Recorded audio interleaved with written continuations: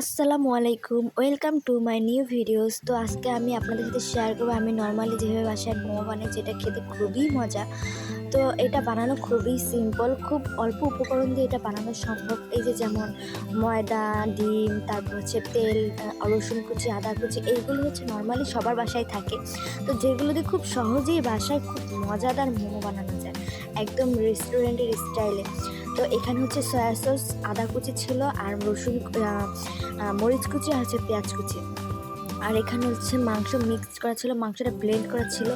আর এখানে আমি হচ্ছে মাংসটা যেহেতু মোমোতে পুরো হিসেবে ইউজ করা হবে, তাই আমি মাংসটা প্রিপেয়ার করছিলাম। এখানে হচ্ছে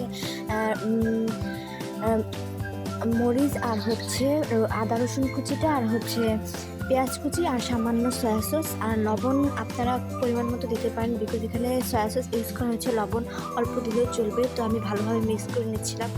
আর এর সাথে সাথে আমি হচ্ছে সাইডে তেল গরম করতে দিয়েছিলাম।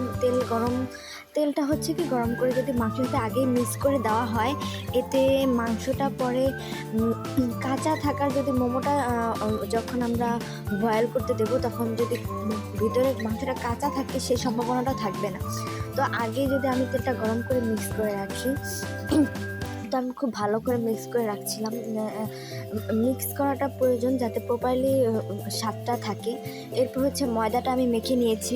এখানে ময়দাটা মেখে আমি বড় বড় করে রুটি বানাচ্ছিলাম, যাতে আমি মোমোগুলো ছোটো করে কেটে কেটে বানাতে পারি। তো এখানে এই যে আমি মোমো বানাচ্ছিলাম, মোমো যেভাবে স্টাইলে বানায় আপনারা বানাতে পারবেন, খুব সহজ। তো এখানে যে আমি বানিয়েছিলাম এক একটা এক এক রকমের, আমি যেভাবে পছন্দ করি সেভাবে বানাচ্ছিলাম।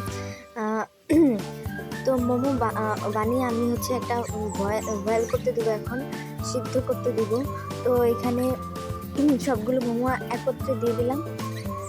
বেশি না, 10 মিনিট বা 15 মিনিটের মতো সিদ্ধ করলে প্রায় একদম প্রপারলি পারফেক্ট হয়ে যায়। এখানে হচ্ছে আমি সিদ্ধ করতে দিয়ে মেয়োনিজটা তৈরি করছিলাম। এখানে ডিম, গুঁড়ো দুধ, আর হচ্ছে তেল, তারপরে লবণ, হালকা চিনি। তো এগুলা দিয়ে আমি হচ্ছে ব্লেন্ড করব। মেয়োনিজ বানানোটা আসলে সহজ, একটু তেলটা একটু হচ্ছে ধীরে ধীরে দিয়ে করতে হয়, এতে মেয়োনিজটা খুব ঠিক হয়, ভালোভাবে হয়, মানে ঘনত্বটা, পরিমাণটা ঠিক মতো হয়।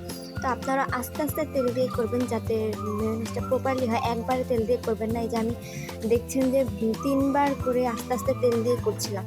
তো এইভাবে করতে করতে আমার মেয়োনিজটাও তৈরি হয়ে গেছে। দেখেন কত সুন্দর হয়েছে মেয়োনিজটা, একদম ঘনও না পাতলাও না, একদম মিডিয়াম আছে, অনেক সুন্দর হয়েছে, খেতেও প্রচুর মজা হয়েছিল। তো আমার মোমোগুলো তৈরি হয়ে গেছে। এখানে আমি একটা ঝাল সসও তৈরি করেছি, ওইটাও আপনাদের সাথে শেয়ার করব যদি আপনারা চান। তো এই তো আমার মোমো বানানো পুরো একদম কমপ্লিট, আমরা সবাই একসাথে বসে খেয়েছিলাম। তো এইভাবে আপনারা বাসার খুব সহজে মোমোটা বানাতে পারেন, এতে ঝামেলা হয় না, অনেক মজাও হয়। তো আপনাদের যদি ভালো লাগে অবশ্যই আমাকে বলবেন, কমেন্ট করবেন এবং শেয়ার করবেন। আর আরও কী ভিডিও চান সেটাও আমাকে বলবেন, আমি অবশ্যই চেষ্টা করব বানানোর, আপনাদের সাথে শেয়ার করার। যাই হোক, আপনারা আমার ভিডিও এনজয় করলে সেটা কমেন্টে জানাবেন।